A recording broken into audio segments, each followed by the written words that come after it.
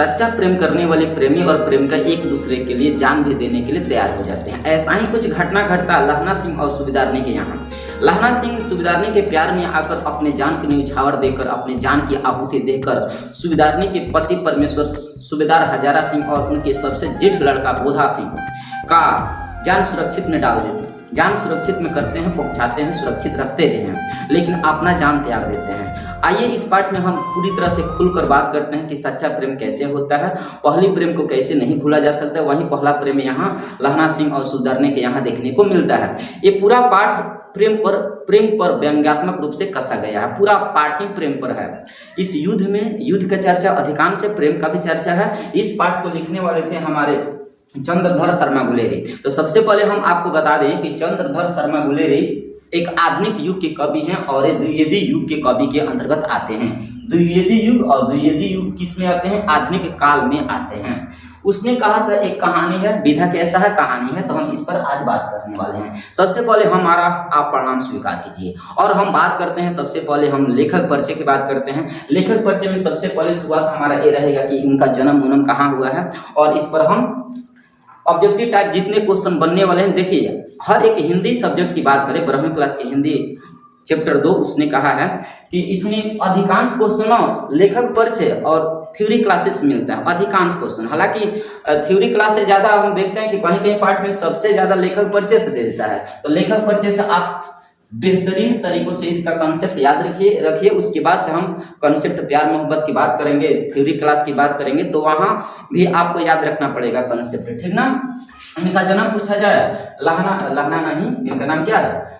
चंद्रधर शर्मा गुलेरी का जन्म पूछा जाए तो 7 जुलाई 1883 ईस्वी को जयपुर राजस्थान में हुआ था। लेकिन उनका मूल घर गुलेर नामक स्थान पर हिमाचल प्रदेश में है। तो अगर पूछा जाए गुलेरी साहब का मूल घर कहाँ था, तो गुलेर में। कहाँ था? गुलेर, हिमाचल प्रदेश में। लेकिन जन्म कहाँ हुआ था? जयपुर राजस्थान में। उनके माता पिता वहाँ कुछ दिनों के लिए गए थे जयपुर में।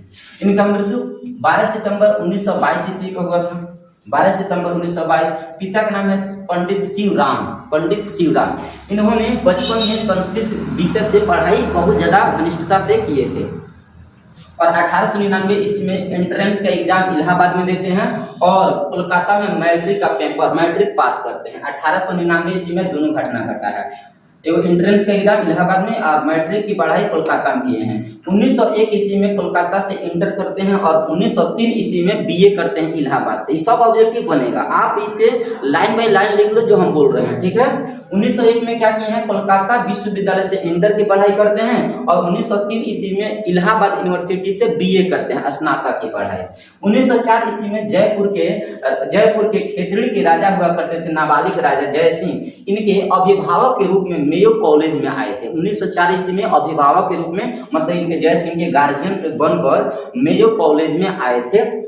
मेयो कॉलेज में कब आए थे? 1904 ईस्वी में। किसका अभिभावक बनकर? जय सिंह का। राजा थे खेतड़ी जिला के, खेतड़ी स्थान के। 1916 ईस्वी में संस्कृत विभाग के अध्यक्ष बने। संस्कृत विभाग के अध्यक्ष कब बने थे? 1916 ईस्वी में। और इनके समय का अंतिम दिनों में मदन मोहन मालवीय का प्रोफेसर भी बने और BHU बनारस हिंदू विश्वविद्यालय का भी प्रोफेसर बने।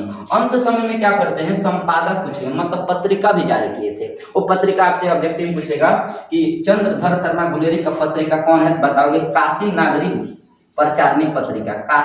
प्रचारणी पत्रिका और समालोचक, दोनों आपको याद रखना होगा। इनकी 2 पत्रिका, जैसे बातचीत में बालकृष्ण भट्ट का 1 पत्रिका था, हिंदी प्रदीप्त पत्रिका था ना, प्रदीप्त पत्रिका, उसी प्रकार इनका 2 पत्रिका है। एगो समालोचक एक था काशी नगरी प्रचारणी पत्रिका। ये अपने जीवन काल में 3 गो कहानी लिखे, 3 गो कहानी, जी हाँ। एक लिखे सुखमय जीवन, आपसे पूछेगा चंद्रधर शर्मा गुलेरी कितने कहानियां लिखे अपने जीवन काल में, तो 3 गो कहानी लिखे। पहला सुखमय जीवन और दूसरा बुध के कांटा, तीसरा उसने कहा था जो ये पाठ है, ठीक है।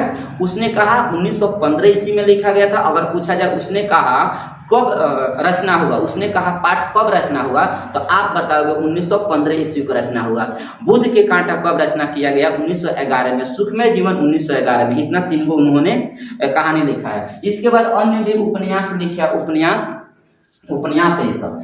पछुआ धर्म, भारतवर्ष, डिंगल, संस्कृत के पिटरारी, ये सब उनका अन्य रोचक उपन्यास है। कछुआ धर्म कई बार पूछा, कछुआ धर्म याद रखना। ये सब इनका हुआ लेखक परिचय। हम आगे बढ़ते हैं, लेखक परिचय। लेखक परिचय के बाद हम आते हैं पाठ के अंदर घुसते हैं। तो पाठ के अंदर घुसने से पहले हम आपको थोड़ा सा बेसिक बात बताना चाहते हैं। बेसिक बात ये रहेगा कि पाठ आपको, क्योंकि हम किताब देखकर पढ़ा नहीं रहे हैं। किताब देखकर पढ़ाने का मतलब होता है लाइन बाय लाइन पढ़ाएंगे तो इसका मतलब कुछ बच्चा मतलब सुत जाएगा, ऐसा ही। तो हम नहीं चाहते हैं कि हमारे क्लास में इंटरेस्ट के अलावा, पढ़ाई के अलावा सुतने कोई आवे। तो ऐसा नहीं करना है बाबू, जाग जाओ, एक्टिव मोड में हो जाओ। तो हम सबसे पहले इसका हम परिचय बताते हैं कि परिचय में हमें क्या क्या जानकारी रखना चाहिए ताकि हम पूरा कहानी को आराम से इजी वे में पढ़ सकते हैं। तो सबसे पहले आपको फ्लैशबैक के तौर पर कहानी याद रखना होगा कि उसने कहा हिंदी की सर्वश्रेष्ठ कहानी है। अगर पूछा जाए निम्न में से कौन से सबसे सर्वश्रेष्ठ कहानी है हिंदी भाषा का, तो बताओगे उसने कहा। बहुत महत्वपूर्ण भाषा में लिखा गया है, बहुत मस्त कहानी है। कोई भी कहानी पढ़ता है तो मस्त हो जाता है, गदगद हो जाता है। हिंदी की सर्वश्रेष्ठ कहानी है, महान कहानी है जिसका उद्देश्य होता है। महान कहानी क्यों है? महान सबसे बड़ा कहानी क्यों है? क्योंकि इस कहानी के पीछे उद्देश्य है। उद्देश्य कैसा है? एक प्रेम का है, सच्चा प्रेम का है, एक सच्चा देशभक्त होने का है, एक सच्चा योद्धा होने का है, एक सच्चा वीर योद्धा होने का है। इसलिए इस कहानी में उद्देश्य होने के कारण ये महान कहानी है। और एक और इसमें क्वेश्चन पूछेगा, उसने कहा किस पर आधारित है, तो बताओगे फ्लैश बैक स्टाइल पर आधारित है। फ्लैश बैक का मतलब होता है कभी कोई मूर्छित अवस्था में पड़ जाता है ना, या फिर से जग जाता है तो पीछे समय का घटना सोचने लगता है। पिछले मतलब बीती हुई बात जब कोई व्यक्ति सोचता है तो उसे कहते हैं फ्लैश बैक स्टाइल पर कहानी। तो ये कहानी किस पर आधारित है, तो आप बताओगे flash back style. Flash back style समझ रहे हो ना, कि पिछले समय की बात सोचकर ये बात को लिखा गया है और कुछ बात इसमें बताया गया है। तो फ्लैश बैक स्टाइल पर कहानी आधारित है। और ये कहानी बाबू हम आपको बता दें 5 भागों में है। आप कितने भागों, अगर ऑब्जेक्टिव पूछा जाए, हालांकि देखिए यहाँ पहला क्वेश्चन बनेगा, उसने कहा कहानी कितने भागों में संपादित है, तो बताओगे 5 भागों में बांटा गया है। भाग 1, भाग 2, भाग 3, भाग 4, भाग 5। कितने भागों में कहानी है? 5 भागों में। भाग 1 में, भाग 1 में प्रेम का वर्णन है। प्रेम, पहला प्रेम, एक प्रेम कैसे कैसे होता भी बताते हैं। पहला भाग में किसका वर्णन है? प्रेम का वर्णन है। भाग 2, भाग 3, भाग 4 किसका वर्णन है, तो बताओगे युद्ध का वर्णन है। मतलब भाग 3 में, भाग 2 में, भाग 3 में, भाग 4 में, इन तीनों भागों में युद्ध होता है। युद्ध, योद्धा, प्रथम विश्व युद्ध इसमें चल रहा था। क्योंकि ये कब लिखा गया? 1915 ईस्वी में रचना लिखा गया। उसने कहा कहानी कब लिखा गया? 1915 में। और आप सभी को पता है कि आर्ट कि यदि आप बच्चे हैं या फिर कहीं के भी स्टूडेंट हैं तो आपको इतना पता है कि प्रथम विश्व युद्ध 1914 से लेकर 1918 के बीच चला था और उसी में कहानी लिखा गया था। ये पूरा कहानी उसी समय का है, मतलब प्रथम विश्व युद्ध उस समय चल रहा था। तो प्रथम विश्व युद्ध की कहानी भाग 2, भाग 3, भाग 4 में मिलता है, ठीक है। और भाग 5 और अंतिम भाग है, इसमें जब लहना सिंह घायल अवस्था में पड़ जाता है, गोली लग जाता है, जांघा में गोली लग जाता है, तो उस समय बेहोशी का हालत में पड़ जाता है और मन ही मन सोचने लगता है। जागने के बाद मतलब बेहोशी का हालत में आ गया है और मन ही मन पीछे की बात सोचता है। तो इसमें स्वप्न दिखाया गया। भाग 1, भाग 5 में क्या है? स्वप्न के बारे में बताया गया है। तो ये 2 नंबर पूछेगा आपसे कि उसने कहा कितने भागों में लिखा गया, टिप्पणी लिखे तो आप इतना बात लिखोगे। दूसरा क्वेश्चन आपसे पूछेगा लहना सिंह कौन है। तो इसे जानने से पहले सबसे पहले आपको पूरा पाठ के जो प्रमुख पात्र हैं सभी पात्रों का नाम यहाँ लिखा हुआ है। आपको हम बता दें, उसने कहा कहानी का प्रमुख पात्र यदि पूछा जाए तो आप बताओगे लहना सिंह है। कौन है? लहना सिंह। उसने कहा कहानी के प्रमुख नायक कौन है? लहना। पात्र नायक एक होता है। लहना सिंह पर पूरा कहानी आधारित है। तो सबसे प्रमुख नायक कौन हुए? लहना सिंह। सुनिए, लहना सिंह अपने मामा के घर अमृतसर में आए थे। लहना सिंह, उनका घर कहाँ था? माझे में। उनका घर कहाँ था बाबू? माझे में। माझे में याद रखना, लहना सिंह का घर कहाँ है? माझे में। लहना सिंह का घर कहाँ है? माझे याद रखना।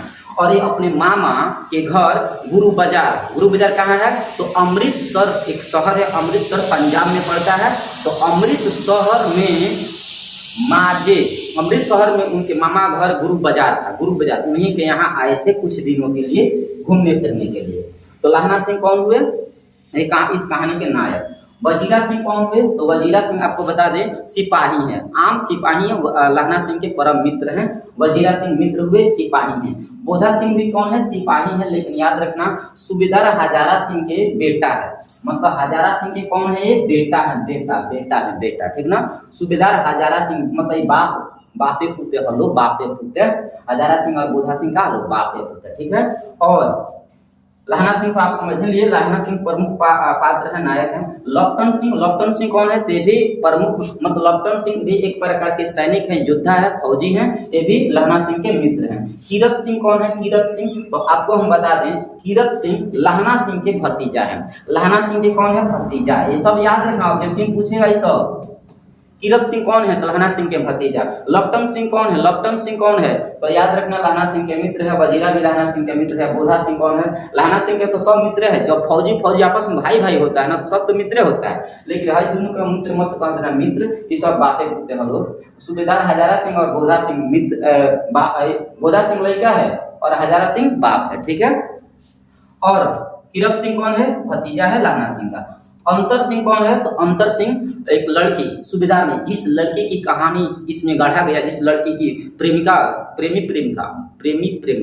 मतलब लड़की जो है ना, लड़की है जो प्रेम करती है लहना सिंह का। लहना सिंह परम मतलब एक करके दीवाना है, और ये दीवानी लड़की के नाम क्या है? सूबेदारनी। इधर गया सूबेदारनी नहीं लिखा गया है, हाँ एक लड़की है सूबेदारनी यहाँ लिखा है, हालांकि वो सिख धर्म से संबंधित है। तो आगे चलकर सूबेदार, यहाँ देखो सूबेदार हजारा सिंह की आगे चलकर पत्नी बनती है, तो पत्नी बनने की वजह से इसका नाम पड़ गया सूबेदारनी। इसका मूल नाम नहीं लिखा है किताब में, इसलिए सूबेदारनी के नाम से इसे पुकारोगे, ठीक है। तो एक लड़का है लहना सिंह, एक लड़की है सूबेदारनी। इन दोनों में बचपन में प्रेम हो जाता है। उस प्रेम के बाद जब दोनों एक दूसरे से खटक जाते हैं, खटकने के बाद सूबेदारनी जो थी ना, लड़की जो 8 साल की लड़की है, और लहना सिंह कितना था? 12 साल का। जब ये बचपन में थे तभी से इन दोनों का प्रेम रचा गया है। 8 साल की लड़की, 12 साल का लड़का, दोनों सिख धर्म के हैं। और लड़का लहना सिंह, लड़की सूबेदारनी, दोनों आगे चलकर दोनों अलग हो जाते हैं। आगे चलकर अलग हो जाते हैं तो सूबेदारनी का विवाह सूबेदार हजारा सिंह से कर दिया जाता है, और लहना सिंह अकेला आशिक बनकर रह जाता है। अब हजारा सिंह से जब कर दिया जाता है तो इसका नाम सूबेदारनी हो जाता है, इसका मूल नाम नहीं दिया है। अब इनके शरीर से, सूबेदारनी के शरीर से एक बोधा सिंह लड़का होता है, यही बोधा सिंह फौजी बनता है। तो बापे पुते कई साल के बाद, मतलब अगले 18 साल 20 साल के बाद एक फौजी बनेगा। ये मत का समझ लेना कि होते होते चल गया है फौजी में। तो बोधा सिंह कौन है? सूबेदारनी के लड़का है। बोधा सिंह के बाद 4 गो और औलाद हुए हैं, लेकिन वो मर गए हैं, ठीक ना। महासिंह कौन है? महासिंह में लहना सिंह के एक परम मित्र हैं। अंतर सिंह कौन है? तो लड़की के मामा है। अंतर सिंह कौन है? लड़की के मामा। ये सब कहानी समझ रहे हो, सभी परिचय हुआ। अंतर सिंह कौन है? लड़की के मामा, ये भी ना लड़की के मामा है। लड़की के मामा का नाम क्या है? अत्तर सिंह, इनका अंतर सिंह भी कहा जाता है, ठीक है। तो ये हुआ प्रमुख पात्र के नाम, ठीक है। सूबेदारनी के मामा का नाम अत्तर सिंह, सूबेदारनी के पति परमेश्वर के हजारा, सूबेदारनी का लड़का बोधा सिंह, सूबेदारनी के प्रेमी कौन है? प्रेमी तो लहना सिंह। छूट जाता है तब जगह सूबेदारनी का विवाह हजारा सिंह से हो जाता है। महासिंह कौन है? तो महासिंह आम सिपाही है। अत्तर सिंह कौन है? लड़की के मामा है। कीरत सिंह कौन है? तो भतीजा है लहना सिंह का। बाकी सब तो समझ लिया, आगे बढ़ो। इसके बाद हम आगे बढ़ते हैं तो पाठ शुरू होता अमृतसर के से। कहाँ शुरू होता? अमृतसर से। अमृतसर पंजाब के एक शहर है। अमृतसर में वहाँ बहुत ज्यादा भीड़ भड़ाका है, ये है बहुत ज्यादा हाला हुड़दुम होता है, भीड़ भाड़ बहुत ज्यादा है, हल्ला होता है। उसमें टांगा पर टांगा, क्योंकि उस समय 1915 ईस्वी में गाड़ी 4 व्हीलर वाला बहुत कम चलता था। सबसे ज्यादा क्या चलता था आपको पता है? कि टांगा चलता था। तो टांगा वाला जो हाँकने वाला था वो आराम से बोल रहा है, चिल्ला रहा है, हट जा। बहुत तेजी से न हटाया जाता है, क्योंकि उसमें हॉर्न तो होता नहीं है। तो क्या बोलता है? हट जा जिन्ने जोगी है, हट जा करवा वाली है, हट जा पुतो प्यारी है, बच जा लंबा वाली है। वो जब बोलता है ना हट जा सभी लोग हट जा, हम आ रहे हैं, रास्ता दो। इसका मतलब ये होता है हट जा जीने योग्य लड़कियां, हट जा कर्म वाली, तुम्हारा कर्म बहुत लंबा है, हट जा पुतो में तू बहुत प्यारी है, बच जा तुम्हारा लंबा उम्र है। उस लड़की को हटाया जा रहा है। किस लड़की की बात हो रहा है? 18 वर्षीय लड़की है। जो सूबेदारनी है, हालांकि आगे चलकर सूबेदारनी बनेगी, 18 वर्षीय लड़की 12 वर्षीय लड़का से प्रेम हो जाता है। 12 वर्षीय लड़का से क्या हो जाता है? वर्षीय लड़का से प्रेम हो जाता है। ये प्रेम कैसे होता है? देखो, हट जा ऐसे कह रहा है ना, तो अचानक क्या होता है? अचानक क्या होता है कि लड़की घोड़ा के पास ही आ जाती है। अमृतसर शहरिया में लड़की घोड़ा के पास आ जाती है, और घोड़ा बरनक गया है, मतलब घोड़ा मान में नहीं आ रहा है, और घोड़ा जब बरनकता है ना तो अगला पैर ऐसे उठा देता है, ऐसे मतलब भीड़ भड़ाका में वो हदास हो गया घोड़वा, और घोड़वा के बीचवा में लड़कियां आ गई है। अब लहना सिंह वहीं बगल में था, क्योंकि उस समय एक दूसरे को जानते नहीं थे, लेकिन लहना सिंह ठहरा एक इंसान सिख धर्म के, और वो अपना जान पर खेलकर उस लड़की को पैर के घोड़ा के पैर में घुसकर लड़की को टांग कर किराना के दुकान पर ले आकर रख देता है। लड़की मन ही मन सोचने लगती है कि अपनी जान पर खेलकर लड़का मुझे बचाया है। तो कहीं ना कहीं एक दूसरे से मुलाकात, भेंट मुलाकात, वो बाद में, पहले तो जान पहचान तो हो जाए। लड़की मन ही मन सोचती है कितना अपनी जान पर खेलकर मुझे बचाया है, बहुत अच्छा काम किया है। लड़के मन ही मन मुस्कुरा रहा है और उसे पूछता है तेरा नाम क्या है, तू कहाँ, तेरा घर क्या है? पहले बोलती है तेरा घर क्या है, तेरा घर कहाँ है?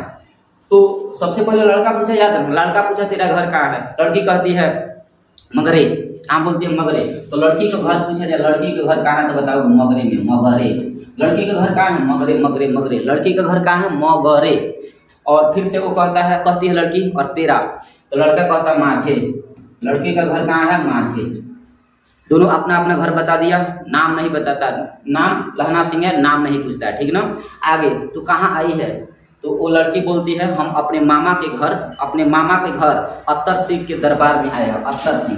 अत्तर सिंह लड़की के मामा है, मामा के घर आए हैं। दरबार जहाँ लगता है ना, वहीं मामा घर मेरा है, अमृतसर में, वहीं हम आए हैं। और फिर लड़की कहती है और तू? तो लड़का कहता है मैं भी मामा के घर ही आया हूँ। देखो, संजोग विधि के विधान दोनों को मिलवा रहे हैं ऊपर वाले।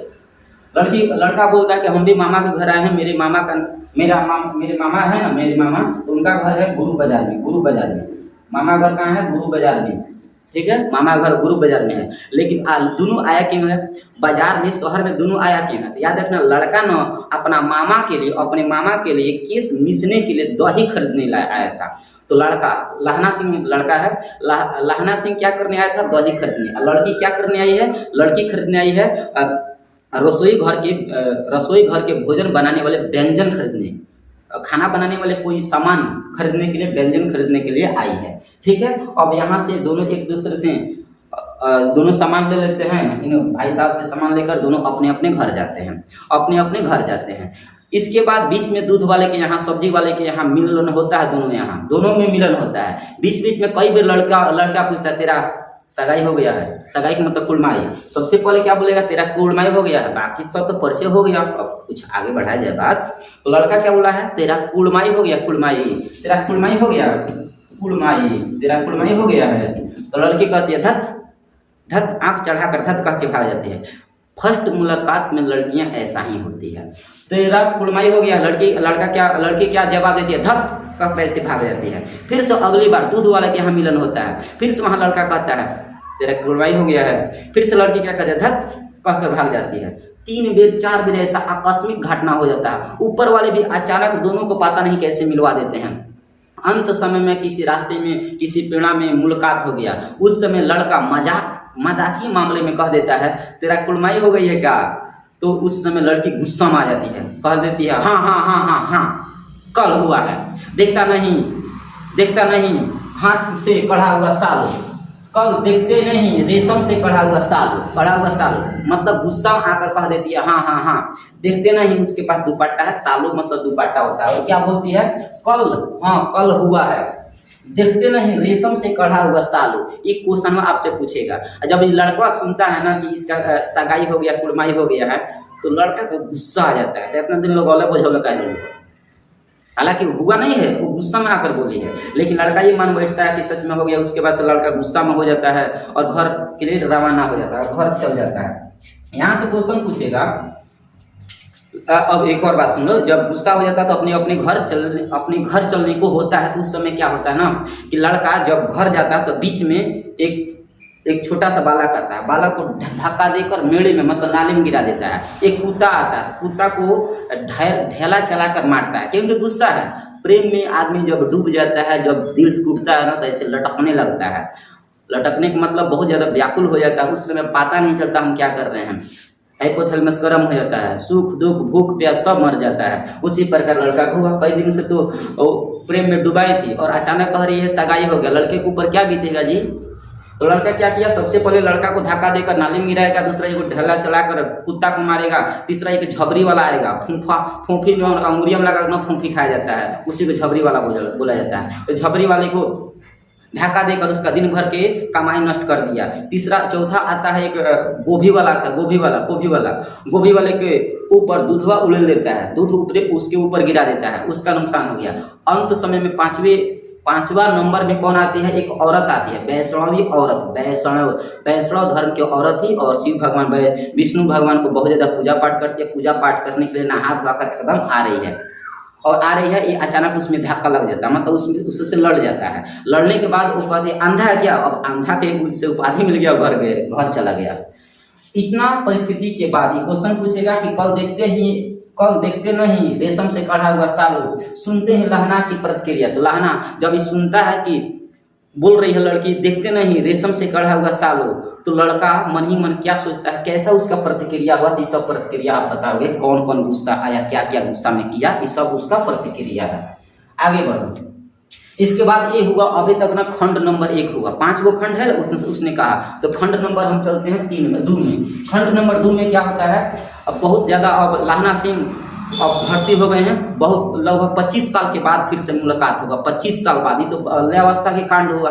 25 साल बाद जब इन लोगों का जब भर्ती हो जाता है, सिलेक्शन हो जाता है, फौज में चले जाते हैं और जर्मनी से ये लड़ाई करते हैं। देखो उस समय प्रथम विश्व युद्ध में भारत, फ्रांस और ब्रिटेन एक में था, तो ये लोग किस देश से लड़ाई कर रहे थे, जर्मनी से। तो भारतीय सैनिक थे, सिख धर्म के जो सैनिक थे वो भारत से थे और ब्रिटेन और फ्रांस एक में मिलकर तब जाकर जर्मनी से युद्ध कर रहा था। तो भारतीय जो लहना सिंह थे ना, लहना सिंह किससे युद्ध कर रहे थे, जर्मन सेना से युद्ध कर रहे थे। दूसरे खंड में क्या बताया गया, पूरा शोरगुल एकदम हल्ला गुल्ला हो रहा है, आपस में फौजी आराम से ऐसो आराम कर रहे हैं, क्योंकि जब लड़ाई नहीं होता तो एकदम मौज मस्ती किया जाता है, क्या करोगे। और उसी में हजारा सिंह बोलते हैं कि लुधियाना से भी यहाँ 10 गुना गर्मी है, क्योंकि फ्रांस के बॉर्डर पर लोग अपना रेजिमेंट लगाए हैं। फ्रांस के बॉर्डर पर, एक भारतीय देश की अब घटना नहीं है, अभी लड़ाई कहाँ होगा, फ्रांस के बॉर्डर पर, जर्मनी के बॉर्डर पर लड़ाई होगा। और वहाँ आपस में रेजिमेंट में जहाँ बैठक होता है, जहाँ इन लोग का कैंप गिरता है, वहीं कैंप गिर आकर वहाँ रहना शुरू कर देते हैं। आपस में बोलचाल करते हैं, हंसी मजाक करते हैं और बोलते हैं कि लुधियाना से भी यहाँ 10 गुना गर्मी होता है और ऊपर से बर्फ तो अलग गिरता है, इतना ज़्यादा ठंडी मारता, बहुत ज़्यादा ठंडी मारता है, हंसी मजाक चल रहा है। और मन ही मन कहते हैं कि जाड़ा क्या है, मौत और निमोनिया से मरने वाले को मुरापा नहीं मिलता है। जाड़ा क्या है, मौत है, यहाँ इतना ज़्यादा ठंड। आपसे क्वेश्चन पूछेगा जाड़ा क्या है, मौत है और निमोनिया से मरने वाले को मुरापा नहीं मिलता। तो ये कथन कौन बोला है, वजीरा सिंह बोला। वजीरा सिंह कौन है, एक लहना सिंह का मित्र था। तो वजीरा सिंह बोला है कि जाड़ा क्या है, एक मौत है। इस जाड़ा में बहुत ज़्यादा ठंड पड़ती है, इस ठंड में किसी का निमोनिया हो जाता है। निमोनिया होने के बाद कुछ लोग इसमें मारे जाते हैं, मरने के बाद उनको उचित स्थान नहीं मिलता है, यहीं दफना दिया जाता है। तो उनका कहना मेन मकसद है। उसके बाद थोड़ा थोड़ा मन ही मन लहना सिंह ये समझता कि हम तो 7 दिन के हम छुट्टी पर जाने वाले हैं, जिसमें 3 दिन मेरा छुट्टी बीत गया, 4 दिन और है। 4 दिन के बाद हम घर जाएंगे, ऐसो आराम करेंगे, बहुत खाएंगे पिएंगे, ऐश करेंगे। कौन सोच रहा है, लहना सिंह सोच रहा है। 3 दिन बीत गया है। चौथे दिन क्या करता, फ्रांस के एक मैम हुआ करते थे, फिरंगी मैम फ्रांस के मैम हुआ करते। उनके पास बहुत बढ़िया बगीचा था, उस बगीचा में कभी लहना सिंह के पूरे सहपाठी जाया करते थे और वहाँ बगीचा में घूमते थे, ऐश करते थे। कभी फिरंगी मैम से मुलाकात होता था तो फिरंगी मैम अपना दूध भी पिलाते थे, अपना नहीं मतलब भैंस को दूध पिलाती थी और फल मूल भी खिलाते थे। बहुत मजा आता था इन लोगों को। और उस समय वजीरा कहता है, वजीरा से बोलती है कौन, फिरंगी मैम, कि तुम मेरे राजा हो, मेरे मुल्क को बचाने आए हो। कौन बोली है, फिरंगी मैम। किससे बोली है, उन सबसे। तो उसमें वजीरा सिंह इसका प्रतिक्रिया करता है, क्योंकि जो फिरंगी मैम है उन्हीं को रक्षा सुरक्षा करने के लिए भारतीय सेना यहाँ से वहाँ गई है फ्रांस में, तो इसलिए वो मेरे मुल्क के राजा बता रही है। ठीक है, आगे खंड नंबर 3 में क्या होता है? खंड नंबर 3 में होता पूरा सन्नाटा हो गया। बोधा सिंह एकदम जड़ से जड़ मतलब बहुत तीव्र गति से उससे बुखार लगा है, कराह रहा है, बहुत ठंडा है, बहुत बुखार तेज गति से लग गया, ठंड बहुत ज्यादा पड़ता है। उसके पास कुछ टीना के चादर था, उस टीना के चादर को बिछा कर उसके ऊपर 2 कंबल बिछा कर और तब 2 कंबल साट कर ओढ़ कर तब सूता है। उसके बुखार लगा है। कौन किसको बुखार लगा? बोधा सिंह कौन था? सूबेदारनी के लड़का, ठीक है। बोधा सिंह को बुखार लगा है, बहुत तेजी से बुखार लगा, बहुत तेजी से। इसमें क्या करता है? इसमें क्या होता है ना कि बीच बीच में लहना सिंह उसका रक्षा सुरक्षा भी करता है, क्योंकि लहना सिंह का परम जिम्मेवारी मिलता है कि बोधा सिंह को रक्षा किया जाए। तो बोधा सिंह को जब रक्षा करता है लहना सिंह, तो पूछता है कि कैसे हो बोधा सिंह? तो ये बोलते हैं कि दांत किटकिटा रहा है, ठंडा लग रहा है। तो लहना सिंह अपना कंबल उतार कर, मतलब ये कंबल नहीं, इसे क्या बोलोगे, कोट उतार कर बोधा सिंह को देने को चाहें और सोचे कि बोधा सिंह कह रहे हैं कि आप पिछले 2 दिन से मुझे सेवा कर रहे हैं आप, और आप मुझे अपना कोट दे देंगे तो आप क्या पहनेंगे? लेकिन लहना सिंह कह रहे हैं कि चिंता मत करो, हमें गर्मी हो रही है। अपना कोट लहना सिंह उतार कर बोधा सिंह के दे दिया। क्यों? क्योंकि मेरी प्रेमी, मतलब उसकी प्रेमिका की लड़का था ना, मोहब्बत करता था सूबेदारनी का लड़का था, बचपन की प्यारी थी ना। अब इसे बहुत ज्यादा मतलब रक्षा सुरक्षा किया। रक्षा सुरक्षा करने के बाद खंड नंबर 2 में एक लपटन सिंह होते हैं, लपटन सिंह होते हैं। लपटन सिंह के भेष में जर्मनी की एगो सेना उनके भेष में हजारा सिंह के रेजिमेंट में आ जाता है। हजारा सिंह जिस रेजिमेंट के थे ना, उस रेजिमेंट के नाम है 77 नंबर रेजिमेंट के हजारा सिंह थे। और 77 नंबर रेजिमेंट के वो क्या थे? जमींदार थे, जमींदार बाबू। सब ऑब्जेक्टिव में याद रखना। अब जब आते हैं तो कहते हैं हजारा सिंह और लहना सिंह, जब जर्मन की सेना उनका भेष बदलकर, मतलब लपटन सिंह भारतीय फौजी का भेष बदलकर लहना सिंह के पास आ जाता है रात में, और लहना सिंह समझ नहीं पाते हैं और वहां से भेष बदल कर आकर कहता है हजारा सिंह। और ये लहना सिंह को लगता है कि लग रहा है लपटन सिंह है, इसलिए बोलते हैं जी क्या है, बोलिए साहब। अब ऐसे आकर बोलते हैं और सिगड़ी पर सिगड़ी जलाया जा रहा है, मतलब कोयला बाहर आ गया था आगे तापने के लिए। बहुत ज्यादा वहां ठंड लगता है बाबू।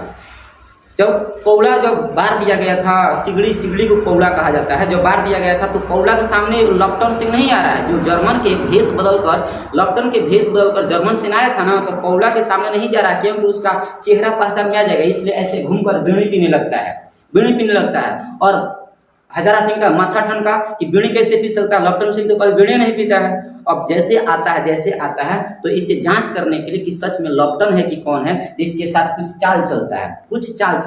चाल चलने से पहले लपटन सिंह जो बनकर आया था ना, तो कहता है कि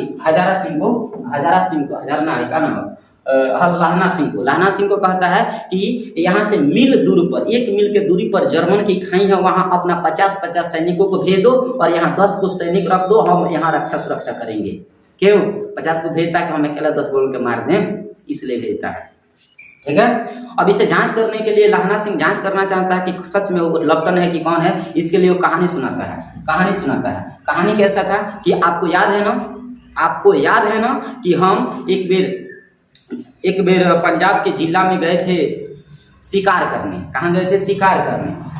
उस शिकार करने में हम एक नीलगाय को मारे थे। हम नहीं, लपटन सिंह, मतलब आप मारे थे नीलगाय को। इसको नीलगाय को मारे थे। तो लपटनवा सिंह कह रहा है, कौन लपटनवा? वो जो जर्मन की सेना लपटन सिंह बनकर आया है ना, भेष बदल कर। वो कह रहा अच्छा हाँ, उस नीलगाय का सिंह था ना 2 फुट 4 इंच का, 2 फुट 4 इंच का सिंह था, 2 फुट और 4 इंच का। लपटन सिंह क्या कर रहा? 2 फुट 4 इंच का। अब इसी से पकड़ा गया कि 2 फुट 4 इंच के कभी मतलब नीलगाय के सिंह होता है, नहीं होता है ना। और ये तो कभी जर्मन के लोग नीलगाय को देखे ही नहीं है, तो कैसे समझेंगे कि नीलगाय के सिंह होता है कि नहीं होता है। इस बात से वो पकड़ लिया लहना सिंह कि नीलगाय का सिंह नहीं होता, ये ससुरा कह रहा है कि नीलगाय का सिंह होता है। इतना ही नहीं, और भी इससे पकड़ने का कई गो तरीका था। उर्दू बोलता था, जबकि लपटन सिंह को उर्दू बोलना नहीं आता था, और ये बहुत मतलब दाढ़ी मोछ सब कटवा लिया था, जबकि सिख धर्म के लोग बड़का दाढ़ी मोछ रखते थे। तो अचानक कैसे गायब हो गया? पकड़ने का बहुत चांस था। ये अंतिम चांस था नीलगैया वाला, ऐसे पकड़ रहे थे, ठीक है। इससे पता चल जाता है पूरी तरह से कि लपटन सिंह ओरिजिनल नहीं है, जर्मन की सेना भेष बदल कर आया है। अब ये क्या करते हैं, लपटन सिंह जो भेष बदल कर आया है वो कहता है कि लहना सिंह बीड़ पियो, बीड़ पियो, लो तुम भी पियो। तो लहना सिंह कहता है अच्छा रुकिए हम आ रहे हैं। अंदर से घर में चला जाता है, मतलब उनका जो क्या उसे बोलते हैं, उनका घरवा था तिरपाल वाला, उसमें घुस जाते हैं। और घुसने के बाद वहाँ से जब आते हैं, जब अंदर घुसते हैं ना, अचानक वजीरा सिंह सोया हुआ था, उससे टकरा जाते हैं। टकराने के बाद वजीरा सिंह कहता है क्या हुआ, कहाँ से क्यामत आ गई? ये बोलता है कौन? वजीरा सिंह। तो बोलता है लहना सिंह क्यामत सच में आ गई है, जल्दी से उठो, जल्दी से उठो, क्यामत ही आ गई है। वजीरा सिंह उठता है, वजीरा सिंह उठ जाता है तो बोलता है कि देखो हम लोग के साथ छल किया जा रहा है। लपटन सिंह या तो मारे गए हैं या तो उनको पकड़कर जर्मन की सेना अपने जेल में बंद कर दिया है, और उनके भेष बदल कर हमारे यहाँ एक दूतावास आया है, एक षड्यंत्र हो रहा है, उसे मारना है। एक काम करो, तुम जाओ हजारा सिंह को बुला कर लेकर आओ, हजारा सिंह को जाकर बुला कर लेकर आओ, जो गए हैं मतलब खंदक में गए हैं, मतलब वहाँ खंदक मतलब नारी था, उसमें लड़ाई हो रहा था, खंदक में गए हैं। हजारा सिंह को चला गया वजीरा सिंह बुलाने के लिए। वजीरा सिंह कह रहा है हमें हुक्म मिला है कि तुम्हें यहीं रहना है, और आप कह रहे हैं कि भेजा जाए। तो लहना सिंह कह रहा है हुक्म का ऐसी कि तैसी, हम यहाँ के जमींदार हैं, हमारा बात मानो, किसी और का बात मत मानो, हम जो कह रहे हैं वो कहो। वजीरा सिंह कह रहा है कि आप तो 8 ही हैं, तुम तो 8 ही लोगों कैसे लड़ोगे? तो लहना सिंह कह रहा है 8 लाख नहीं 10 लाख हैं, एक अकाली सिख धर्म के लोग 1.25 लाख सैनिकों के बराबर होता है, इसलिए इसे 10 लाख समझो। चला जाता है वजीरा सिंह। उधर से आता है, जैसे बाहर निकलता है लहना सिंह तो दीवार के पीछे चिपक जाता है, देखता है कि लपटन सिंह वही जो भेष बदल कर रहा है क्या क्या कर रहा है। तो लपटन सिंह क्या कर रहा था, अपने पॉकेट में हाथ डालता है और 3 गो बेल के समान मतलब गोला निकलता है और जमीन में गाड़ देता है, और उसे सूत से बांधकर अपने सिगड़ी के पास रख देता है, दिया सलाई जलाने के लिए, बम भड़काने के लिए। दिया सलाई हाथ में रखा था। अभी जब ये पता चलता है कि एकदम ये तो बम रख रहा है, लहना सिंह आते हैं और अपनी बंदूक से कुंदा, बंदूक के पूंछिया कुंदा कहा जाता है, कुंदा से मारते हैं। कहाँ? केहुनी पर मारते हैं। मूर्छित हालत में गिर जाता है, दिया सलाई भी गिर जाता है और मूर्छित हो जाता है। यही पर बहुत तेज घाव लग रहा है केहुनी पर, मूर्छित अवस्था में गिर जाता है नीचे। जब गिर जाता है तो तुरंत बंदूक उठाकर रख दिया जाता है, और गिरने के बाद उसके जेब तो यह आ जाता है कि वो क्या क्या रखा है, और पूरा निकाल कर सामान अपने जेब में लहना सिंह रख लेता है। जब होश में जब आता है तो क्या करता है पता है क्या करता है? बहुत खतरनाक कांड करता है। एक गलती यहाँ किया है, गलती बाद में बताया जाएगा, पहले देखो। होश में अभी आता है तभी लहना सिंह पूरा इनकी साफ सफाई वाला बात बतिया देता है कि तुम्हारे जैसे चालाक आदमी हम बहुत देखे हैं, और मूर्छित अवस्था में है, तुरंत उठा है। अभी बतिया लहना सिंह अनाम शनाब उनको सुना रहा है। लहना सिंह सुना रहा है कि तुम्हारे जैसा ही एक आदमी हमारे गाँव में माझे गाँव में एक मौलवी आया था, तुर्की मौलवी। कौन आया था? तुर्की मौलवी। यहाँ देखो लिखा हुआ है, तुर्की मौलवी आया था, जो हमारे गाँव के लोगों को कहता था, हमारे गाँव के औरतों को ताबीज देता था, लड़का होने के लिए ताबीज देता था, बच्चों को दावा देता था, और हमारे मंडी के बनिया के लोगों को भड़काता था। बोलता था कि डाकघर से अपना पैसा लेकर आ जाओ, और बहुत जल्दी तुम्हारे देश में राजा का परिवर्तन होने वाला है, तुम्हारा राजा अब नहीं रहेगा, तुम्हारा राजा का अस्तित्व हो जाएगा, जल्दी जल्दी अपने डाकघर से पैसा निकाल कर अपने घर रख लो, और तुम्हारे देश में बहुत ज़्यादा गौ हत्या होती है, हमारे जर्मन देश के लोग आएंगे तो गौ हत्या को रोक देंगे, और हमारे जर्मन के लोग तुम्हारे वेदों को पढ़ कर जहाज बनाना सीख लिए हैं। ये सब बात बतिया रहा था। कौन? तुर्की मौलवी, माझे गांव में। ठीक है, तो ऐसे घटना सुना रहा है, और ऐसे मौलवी को लहना सिंह लात मार कर बहरे निकाल देता है। जब ये पूरा बतिया कर रेड खत्म होता है, तब तक वो जो लपटन सिंह था, जो भेष बदल रहा था, वो अपने हाथ ऐसे पैंट में डालता है। अब उसे लगता है, लहना सिंह को लगता है कि ठंडा लग रहा है, इसलिए अपना दोनों हाथ अपने पैंट में डाल रहा है। वो जैसे डालता है ना, तो पैंटे में से, बगलिए में से, उसके पास में एक बंदूक था, वो न गलती किया, उसका पतलून नहीं चेक किया। अगर लहना सिंह लपटन सिंह का पतलून तो छोड़िया जी में बांधल जाला ना, उसका पतलून कहल जाला, हालांकि उसमें बेल्ट चलता था, वो पतलून चेक नहीं किया, उसी पतलूनवा में एक रिवाल्वर रखा था।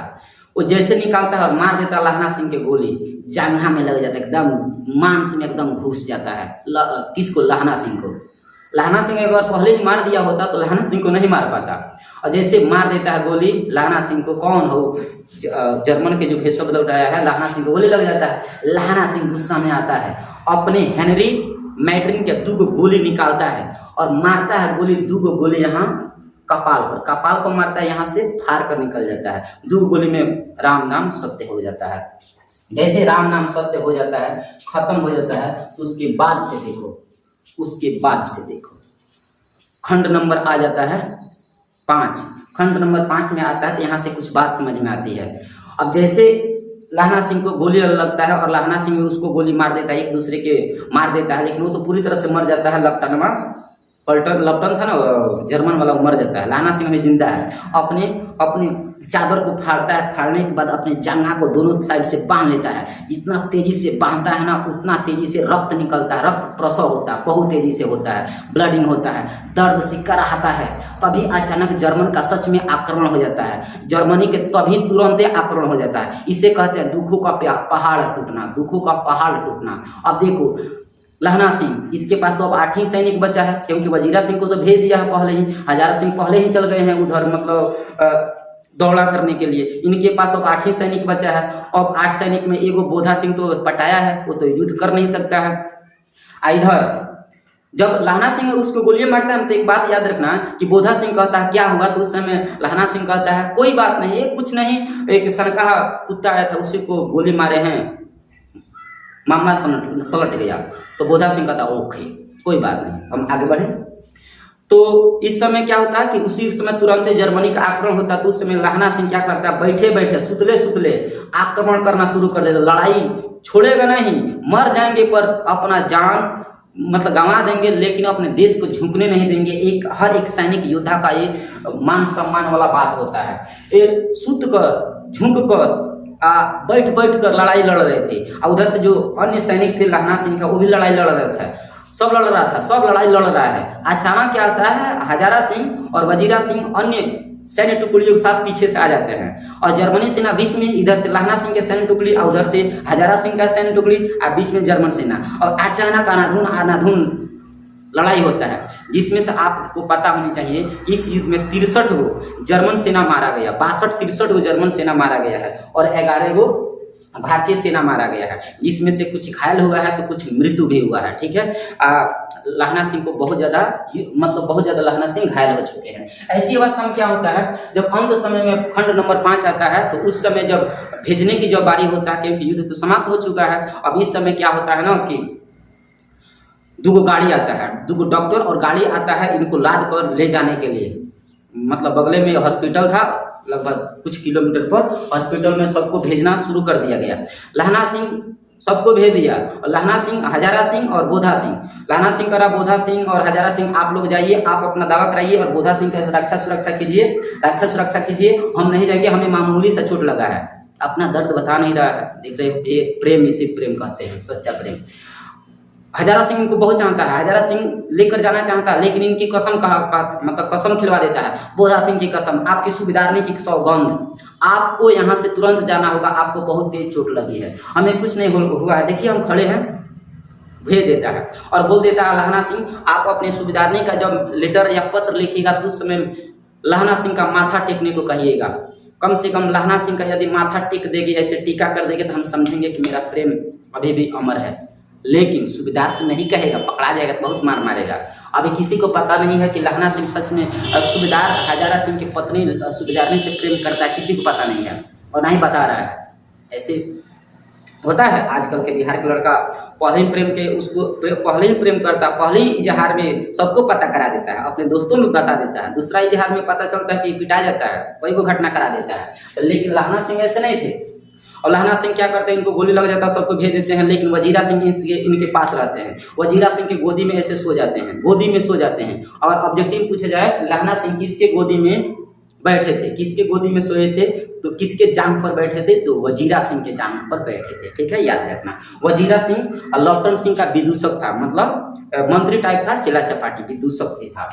वजीरा सिंह के गोदी में बैठ गए हैं और वजीरा सिंह से बातचीत कर रहे हैं। जब आदमी का मृत्यु का जब टाइम आता है ना, उस समय पूरा दृश्य क्लियर हो जाता है, पीछे की बातें याद आने लगती है। तो उस समय मन ही मन सोच रहे हैं कि वो याद है ना, हम कुछ दिन 7 दिनों के लिए अपनी जमीन के पैरवी के लिए हम घर गए थे, तो उस समय तुरंत ही मुझे लड़ाई के लिए एक चिट्ठी आ गया। उस चिट्ठी को हम जैसे पाए, उसके बाद हम रवाना हो गए लड़ाई के लिए। तो फिर से तुरंत एक और चिट्ठी आया जिसमें सूबेदार और बोधा सिंह का चिट्ठी मिला। वो उसमें लिखा हुआ था कि जब भी लहना सिंह जब आएंगे, लहना सिंह को चिट्ठी दो तुरंत मिलता है। जब 7 दिन के छुट्टी पर गए थे ना, तो एगो लड़ाई के छुट्टी और एगो बोधा सिंह आया और हजारा सिंह की चिट्ठी। उसमें लिखा था कि हजारा सिंह जब आप लड़ाई करने के लिए जाइएगा ना, तो हमारे घर से होते चलिएगा, हम भी साथ में चलेंगे। तो लहना सिंह बोले हैं ठीक है। जब जाते हैं तो हजारा सिंह के घर जाते हैं। हजारा सिंह के घर जैसे जाते हैं तो सूबेदारनी पहचान लेती है।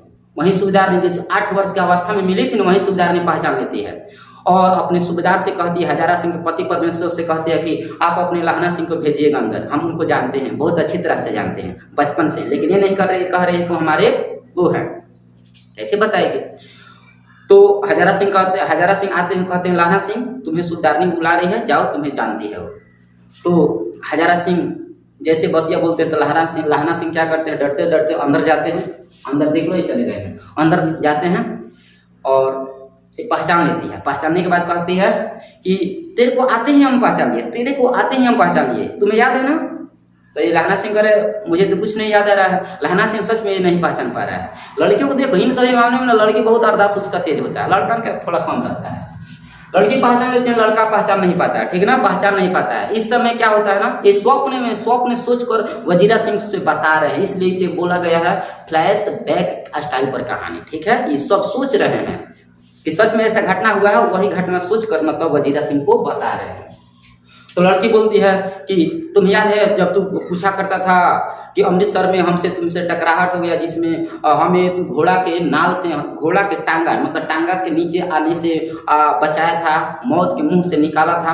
वहीं हम सूबेदार ने, मतलब वहीं 8 वर्षीय लड़की मगरे घर था जो बोला करता था तेरा कुलमाई हो गई है, जो मैं बात मतलब हम बार बार जवाब देते थे धत तरीके। अब याद आया तो लहना सिंह अच्छा वो ऐसे बोल देता है, मतलब पूरा मामला सरल जाता है, जान पहचान हो जाता है। तो उस समय बोलते हैं कि देखो ना, मेरे दर्द भरे पीड़ा को आप समझ सकते हो, तुम समझ सकते हो लहना सिंह, तुम समझ सकते हो। मेरा एक लौता बेटा है बोधा सिंह, वो भी 1 वर्ष हुआ है, अभी ज्वाइन हुए और उसके बाद जितने भी बच्चे हुए 4 बच्चे वो सभी मर गए, कोई जीवित नहीं बचा, सब मर गया, एक लौता बचा है। और वो भी देखो आज मतलब कितना दुखम परिस्थिति आ चुका है कि बाप और बेटे दोनों एक ही साथ युद्ध में भाग ले रहे हैं, पता नहीं जिंदा आएंगे कि नहीं आएंगे। एक सरकार के द्वारा 10 काठा जमीन मिला है, मतलब कुछ जमीन मिला है लायलपुर में। तो पूछेगा सूबेदारनी की जमीन कहाँ मिला था? लायलपुर में सूबेदारनी का जमीन मिला था, वो खिताब के रूप में। लेकिन आज नमक हलाल के तौर पर इन लोगों को जाना पड़ रहा है लड़ाई लड़ने के लिए। लेकिन हम तुमसे कुछ बात पूछना चाहते हैं। ये बोलते हैं आंख में से आंसू ले चुकी है कौन? ये सब बतिया दर्द भरी बात बोलती है ना कि हमारे घर की परिस्थिति ऐसा है। ये दर्द भरी बात जब बोलती है आंख में से आंसू आ जाता है। आंख में से आंसू लेते हुए कहती है कि अगर तुम्हारी जिंदगी में हमसे भूल से भी कुछ भूल हुई हो तो भूल समझकर भुला देना, लेकिन भुलाना सिर्फ भूल को, गलती से मुझे मत भुला देना। इस पर लहना सिंह थोड़ा सहम जाता है, रुक जाता है। सूबेदारनी आंख में से आंसू गिरा रही है, बहुत ज़्यादा गिरा रही है। उससे मनाते हुए कहता है तू चिंता मत करो, तू अपना ख्याल कर, तुम अपना ख्याल रखो, मुझे खुद से भी ज़्यादा परवाह है तेरी। हम नहीं जानते तू कितना मोहब्बत करती है मुझसे, लेकिन हाँ तू मेरी आखिरी मोहब्बत है मेरी। ये सब बतिया बोल देता है। तो अंत समय में क्या करते हैं सूबेदारनी कहती है हम तुमसे कुछ मांगना चाहते, हो सके तो मुझे दे देना। लहना सिंह कहता मांगिए ना, हम तो दिल खोल कर दे सकते हैं। इस समय जो मांगेंगे ना वो परीक्षा में पूछेगा कि सूबेदारनी लहना सिंह से क्या मांगी। तो आपको बताना होगा कि सूबेदारनी लहना सिंह से मांगी है कि जिस प्रकार मुझे अपने जान पर खेलकर अमृत शहर में घोड़ा के नीचे मौत के मुंह से बचाया था, ठीक उसी प्रकार आज हमारे पति परमेश्वर हजारा सिंह और एकमात्र बेटा बोधा सिंह को आप अपनी जान पर खेलकर बचाइएगा। लहना सिंह कहता है इतना मामूली सी बात हम तो यूं ही कर सकते हैं। अब इस बात को जब सुना तो जिंदगी भर मतलब जब तक लड़ाई होता रहा ना तब तक बोधा सिंह का साथ नहीं छोड़ा, क्योंकि कसम खाया है, अपनी प्रेमी का कसम खाया है। बोधा सिंह को हजारा सिंह को सुरक्षित रखा। उसका जान चला गया युद्ध में, जान में चोट लगा, लेकिन हजारा सिंह को एहसास नहीं होने दिया। इतना जान पर खेलते हुए अपने हजारा सिंह को और बोधा सिंह को जान पर बचा दिया और एक खुद ही मर गया। ये बात अंत हो जाता है। मिलते हैं अगले क्लास में। आपको ये बात कैसा लगा, ये पूरा कहानी पढ़ने के बाद आपको कैसा पाठ लगा, आप अंत समय में जरूर मुझे बताइए। कीरत सिंह इसका बेटा है और भी ऐसे क्वेश्चन ऑब्जेक्टिव क्वेश्चन बनेगा तो सब इसी वीडियो से बनेगा। आप जो भी अभी तक ऑब्जेक्टिव क्वेश्चन पढ़े हैं सब इसी में, सब न्यूज़ है। ओके, आप इस वीडियो को पढ़े तो कैसा लगा आप अपना रिस्पॉन्स जरूर दीजिए। Okay, thank you.